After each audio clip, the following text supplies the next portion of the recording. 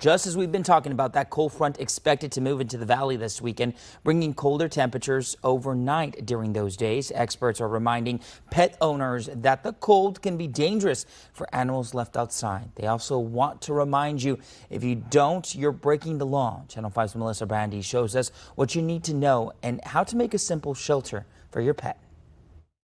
As temperatures drop across the valley, experts are urging pet owners to take extra safety measures to protect their pets. Don't let them outside for too long. Make sure that they're being fed, that they're staying warm. If you guys have coats, definitely put that on if they're going to be outside. Jared Munoz is a development manager at Palm Valley Animal Society. He's urging pet owners to bring animals indoors whenever possible. Looking at their paws and their ears, again, those are going to be kind of more sensitive areas there. Those are the ones that are going to be more vulnerable to the conditions of the weather. And it's not just a recommendation. It's required by law under the Texas Safe Outdoor Dogs Act. And it's a law that came into effect in 2022.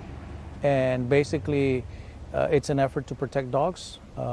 If you have a dog and we have sub-freezing temperatures, you have to make sure that you provide them adequate shelter. Make sure that you are not mistreating your dogs. And if you don't follow the law, it is a Class C misdemeanor if you don't follow this law. But if more serious things happen to the dog, you could be facing cruelty to animal charges as well. For dogs that must remain outdoors, proper shelter is required. If you can't afford to buy one, making one is easy. A really cheap alternative is that you guys can go ahead and grab a little plastic cooler from like Walmart or Academy and cut a hole in there, line it with some aluminum foil, and that'll keep them warm. So we're gonna make one. So the first thing that we're gonna do is that we're gonna cut a hole right in the front, and this is what we're gonna allow the cat to come in. We're gonna start cutting the hole. A reminder, if you're doing this at home, make sure an adult is helping you.